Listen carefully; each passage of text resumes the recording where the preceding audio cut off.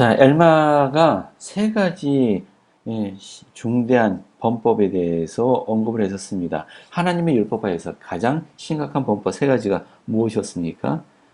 그렇습니다. 첫 번째, 성신을 부인하는 것. 두 번째, 무지한 피를 흘리는 살인. 세 번째, 성적인 범죄입니다. 한번 읽어보겠습니다. 자, 이는 보라, 만일 내가 성신이 한 번 내 속에 거하실 곳을 가지신 후에 그를 부인하고 또 내가 그를 부인하는 줄을 내가 알고 있다면 보라, 이는 사하심을 얻지 못할 죄니라. 또한 누구든지 하나님의 빛과 지식을 거스려 살인하면 그는 쉽게 사하심을 얻지 못하나니 내 아들아, 참으로 내가 네게 이르노니 그는 쉽게 사하심을 얻지 못하느니라.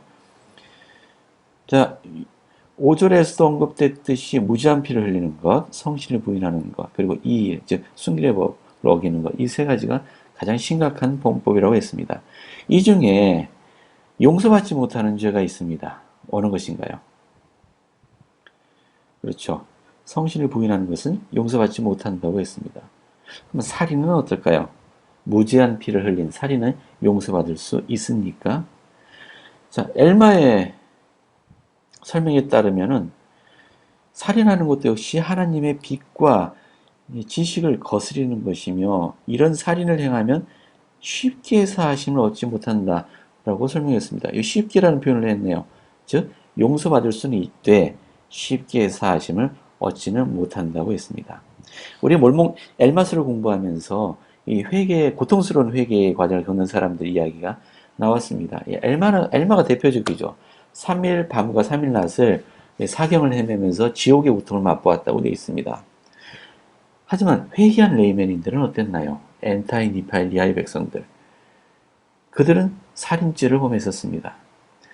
그들은 쉽게 용서받을 수 없는 상황이었습니다. 그래서 그들은 자신의 목숨을 내놓을지라도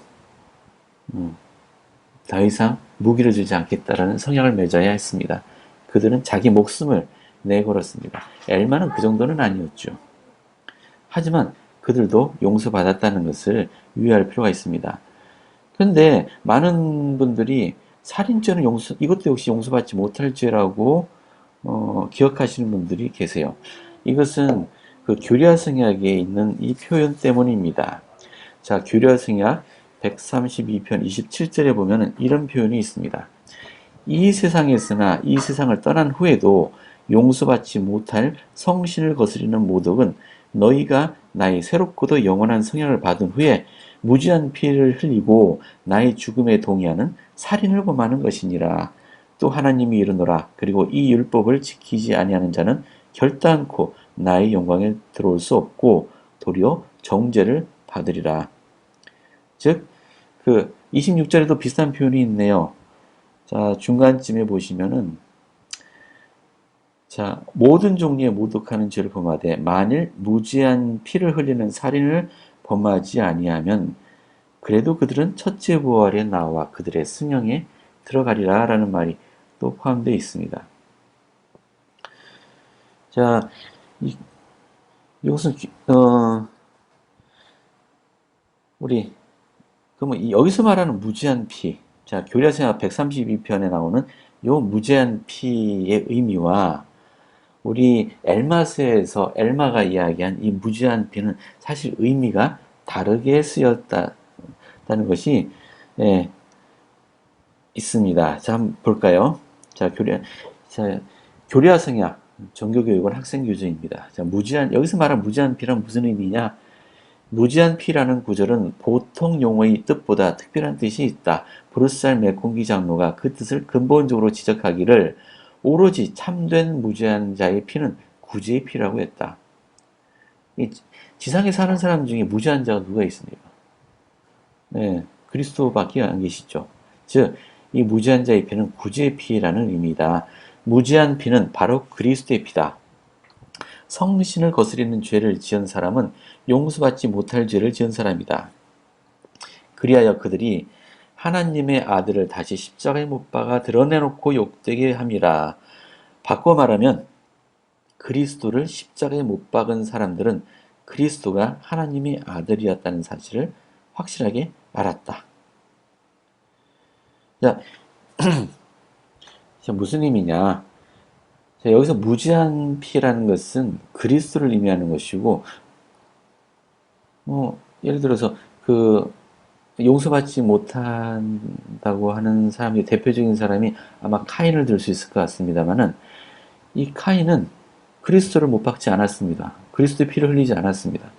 하지만 왜 이렇게 표현을 했을까요? 즉 이들은 그리스도의 속죄를 무의로 돌리는 사람들입니다. 자, 우리 다시 엘마서의 학생교재를 한번 읽어보겠습니다. 뭐라고 설명하고 있나? 자, 선자 조세 스미스의 설명입니다. 성신을 거스르는 죄를 제외한 모든 죄는 용서받을 것입니다. 예수께서 멸망의 자식들을 제외한 모든 사람을 구원하실 것이기 때문입니다. 어떤 것이 용서받지 못할 죄입니까?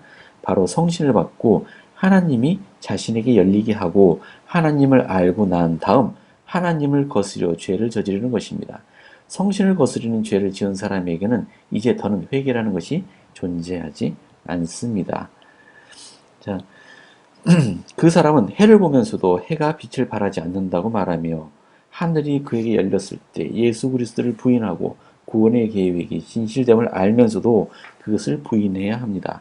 그때부터 그는 적이 되기 시작합니다. 이것은 예수 그리스도 후기 성도의 많은 배도자들에게 해당되는 것입니다. 교회를 떠난 모든 저활동 회원들이라는 의미가 아니고 진심으로 그리스도의 적으로 돌아선 사람들이 존재합니다. 이들은 멸망의 자식이라고 표현되어 있어요. 멸망의 자식들. 용서받지 못한다는 의미는 하나님의 왕국에 들어가지 못합니다. 즉 해의 왕국, 달의 왕국, 별의 왕국 그 어떤 왕국도 상속받지 못합니다. 그들은 사탄과 같은 무리가 되어 멸망의 자식이 됩니다. 왜 그런 범법을 저지르냐? 여기 보시면 그는 더 이상 회개라는 것이 존재하지 않는다고 했어요. 즉 그들은 회개하지 않습니다. 왜냐하면 그들은 하나님이 계신 것도 알고 그리스도의 속죄도 알고 모든 것을 알고 있음에도 불구하고 사탄을 선택한 자들입니다. 그러니 이들은 용서를 구하지도 않습니다. 즉 주님의 속죄가 그에게 미치지 않습니다. 용서를 구하지 않는데 용서해 줄 수가 없습니다. 회개가 존재하지 않습니다. 이들은 스스로 멸망의 길을 선택한 사람들입니다.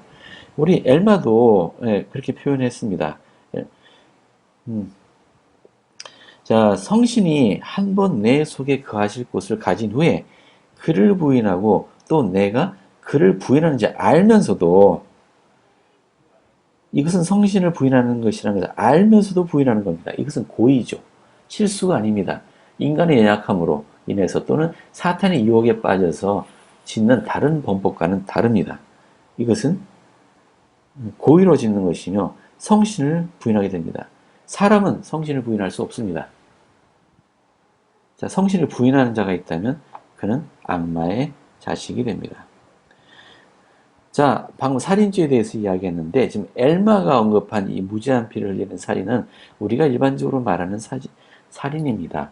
즉 전쟁 시도 아니고 나를 공격해왔기 때문에 스스로를 보호하기 위해 어쩔 수 없이 그를 해친 것도 아니고 아무런 죄도 없는 사람을 나의 욕구를 위해서 해친 죄를 무지한 피라고 표현하는 것입니다. 따라서 엘마는 이것은 용서받기 어렵지만 쉽게 용서받지 못한다라는 표현으로 했습니다. 자, 성신을 부인하는, 즉 용서받지 못하는 죄에 대해서 여러분들이 이해하셨길 바랍니다. 하지만은 경전에서는 어떻게 하면 그러면 우리가 이 죄를 범할 수 있느냐, 어떻게 하면 멸망의 자식이 될 수 있느냐, 이런 것은 안 가르칩니다. 가르칠 수 없겠죠. 그것을 가르쳤다가 많은 사람들을 잃을 수도 있습니다. 우리 무지한, 전세의 우리들은 온전한 지식을 가지고 있었을지라도 현세의 우리들은 모든 기억을 잃고 있으며 우리의 지식은 우리 육신의 한계에 얽매여 있습니다. 지금 우리들에게 사탄의 것을 하나님은 가르치지 않습니다. 우리는 올바른 선택을 할 수 있는 그런 지혜를 갖추지 못하고 있기 때문이죠. 그래서 하나님의 것도 모든 것을 드러내지 않으시는 만큼 사탄의 것도 거의 우리들에게 드러내지 않으십니다. 따라서 성도 여러분들께서는 염려하실 필요 없습니다. 여러분들은 결코 성신을 부인하는 죄를 짓게 되지는 않으실 것입니다. 자, 여기까지입니다.